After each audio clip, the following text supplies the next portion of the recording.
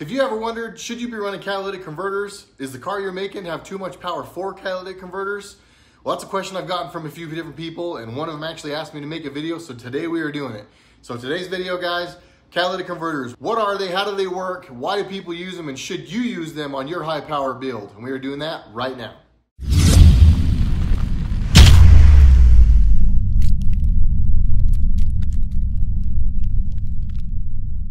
What's up, everybody? I'm Jared. This is RedRacer Video. If this is your first time on the channel, this is a car channel about car stuff. I'm a car vlogger. I own a 2016 1SS twin turbo Camaro. I've named her Lola. She's put so far 929 wheel horsepower to the ground, and she's pretty burly. We've done brakes, we've done suspension, we've done it all. I run around with a lot of people who like to go and do a lot of hood rat stuff with me. So there's lots of cool, fun car stuff on this channel. If that sounds like something you guys would be into, please guys, hit the like button, hit the subscribe button, and then make sure you go down and hit the bell next to subscribe so you guys get notified when we have new videos. But like I mentioned, guys, let's jump right into it. Today's video is about catalytic converters. Real quick, I'll give you just kind of a brief, like, layman's description of what a catalytic converter is and what it does, and then we'll jump into kind of the other stuff about the catalytic converters and why I felt like we needed to make this video. So really quick, guys, catalytic converter, to kind of dumb it down, inside of a catalytic converter, there's ceramic. And that ceramic, when the exhaust goes through, it gets really hot. That hot ceramic acts as a catalyst to convert your exhaust gases into less toxic gases. It takes it and turns it from like carbon dioxide into, carbon monoxide into carbon dioxide, which is what we breathe. So it essentially takes your car exhaust that's it's probably really toxic, to be honest with you.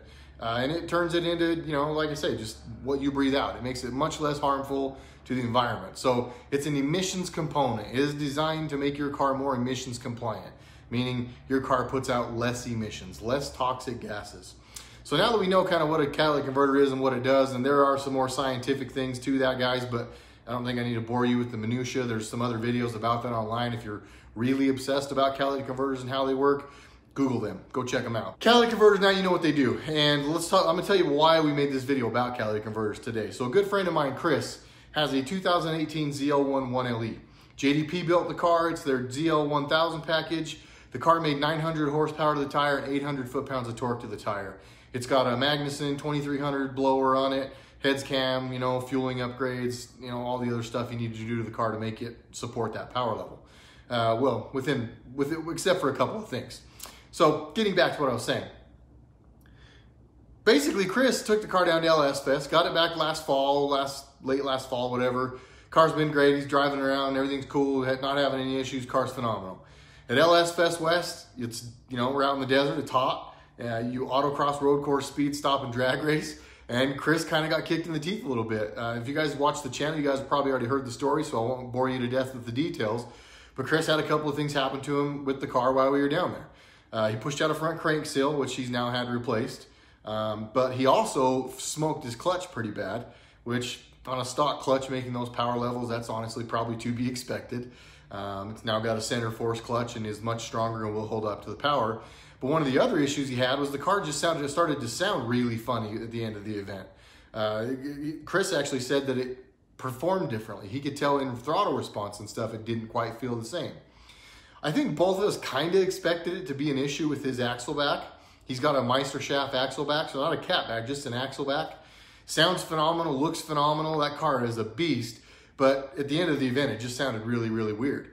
Fast forward, the car goes down to JDP for the front crank seal and the clutch, and they also find out that he has basically destroyed his catalytic converters in the car. Fun fact about that, they were high flow cats. I think he's running the AARH, American Racing headers on his car. I'm not positive, but I think so, just based on, I think JDP, a lot of their packages, that's what they like to run, is the American Racing stuff. But he did have high flow cats. So these catalytic converters, he wanted to keep cats, and a lot of people want to keep cats, but they were high flow cats and they were designed to be, put through the ringer a little bit. But, Chris's car just probably made a little more than those catalytic converters wanted to hold. So they were basically trashed. Getting into kind of the reason why I'm making this video a little bit, I've had people ask online, and I see on the Camaro forums and all these different places, you do get people that ask, do you run cats? Why or why not? And at what power level should you maybe not run cats? For what it's worth, on my 2016 1SS behind me, I do not run cats. It's a twin turbo. They would have to be mounted right behind the turbos. They would be really hot. We just really didn't think they were going to hold up to the abuse. We didn't think they were going to hold up to the heat they were going to see. We didn't think they were going to hold up to the amount of air that we're going to go through them.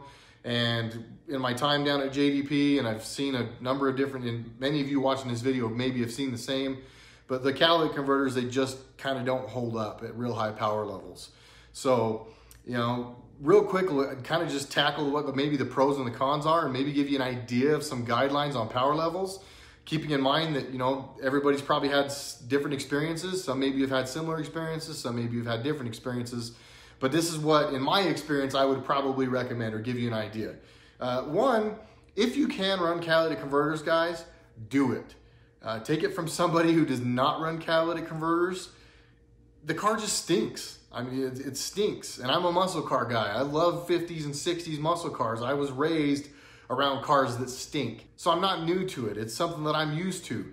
Having said that, this car, with the amount of power it makes and, you know, the fueling and stuff that's in there and just, you know, with everything else that's going on, man, it stinks. It stinks. If my wife doesn't like it, if I take her somewhere in the car or if my kids go somewhere in the car, we typically will smell like exhaust when we get out of the car for a little while, and it's kind of annoying.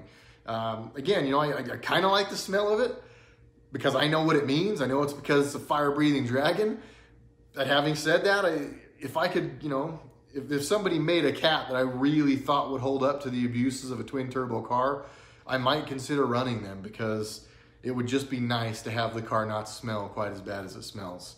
Another little footnote, if you've got high flow cats and a big old cam in your car and, you know, just with the tuning and with everything else to happen so that the car will run right and do what it's supposed to do, even with catalytic converters, you may still get some smell out of the car. So I'm not saying that the catalytic converters will eliminate the smell, but they'll surely help.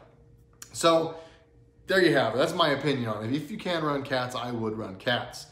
That's why Chris ran cats. You know, Chris is a little less flamboyant than I am as it pertains to, you know, putting the car out there, and he doesn't do quite as much borderline illegal stuff in his car on the highways of Mexico as I do. So, you know, he's just a little more reserved than I am in that sense. And I think that he didn't want the car to smell bad. And now these cars probably going to smell bad, you know, it sounds like. So a lot of people like them and a lot of people want to run them, and I get why people want to run them, and I think you should run them. But up to a point, it's going to get to a point where it's like diminishing returns. You know, it could cause some, it's going to, but it could very likely cause complications.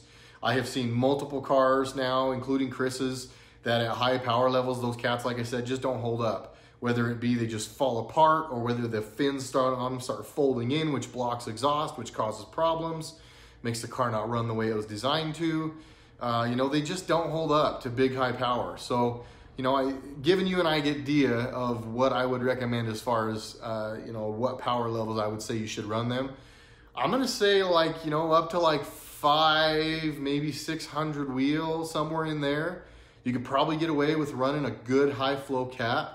But if you guys are going to push much harder than that, if you've got plans to go, you know, 650, 758, 929 wheel horsepower, 1,000 wheel horsepower, you probably don't want to run catalytic converters. You know, is the idea of it cool? For sure. Would it be nice if your car didn't smell? For sure. But it's like anything else. There's always a trade-off. And on a big power car, catalytic converters are probably not going to work out for you. You guys are probably not going to want to run them. And as a result of that, your car's probably going to stink pretty bad. I've even had people driving behind me on road rallies and stuff before that at a stop, they would be like, man, I've got to be like nowhere near your car. It stinks so bad. So, you know, for people that aren't used to that, and for people that aren't, you know, into that, it can cause you some problems. I mean, I've had people, I watch my mirrors a lot when I'm sitting at lights and stuff. I've had people in their cars. I just kind of watch people. I'm a people watcher. And I've had people in their cars, and you can tell that they're looking at the other person, plugging their nose and saying, that car stinks. So something to consider, guys. There's always a trade-off, and I can tell that I'm already rambling, and this video should be semi-concise, so I want to keep it that way. But just to paraphrase, catalytic converters are cool. They do serve a very good purpose. I wish we could all run them. If you don't run them, your car will stink. But if you're going to put a lot of power through them, they're probably not going to last, and it's probably not ideal for the car anyway because of, you know, tuning it and getting the air out. And engines are just big air pumps. More air in, more air out. And the air's got to get in, and then that air's got to get out. And if there's stuff blocking it, it's probably not going to work out that great. And if there's, you know, tons of power going through them, you're probably going to trash them. Real life, I've seen it myself a number of times now, and that's just what we've come up with. So that's it, guys. Quick video today. Hopefully you like that. Hopefully that helps some of you guys with catalytic converters on whether or not you should run them, what they do. Do you like them? Do you not? Do you want your car to stink? Do you not? It's up to you guys. I'll let you decide. But thanks for watching the video, guys. I really appreciate it. Like I said, please go down and hit the like button. If any of you guys have comments, if you have things you've experienced with catalytic converters, or if you think my horsepower numbers are maybe a little bit off on where people should and shouldn't run them, please, guys, I'm all ears. Write it in the comments down below. I love hearing from you guys anyway. And besides that, guys, like I said, like, subscribe, tell your friends, and keep an eye on the channel because we have a lot of big stuff coming. We've got a front crank seal on my car that's leaking. I am working with JDP right now to get that resolved. But unfortunately, I'm kind of just letting the car sit for right now. It probably doesn't have to, but I don't want to keep feeding it oil, and it's leaking pretty good. So we'll keep bringing some videos. They might be a little bit geeky like this one for the next week or so because we got to get that ironed out. But lots of good stuff to come. Some of them geeky, some of them racing. Please, though, hang in there. Love you guys so much. Thanks to everybody that supports us. Like, subscribe, tell your friends, and I'll catch you guys on the next RedRacer video. Thanks so much, everybody.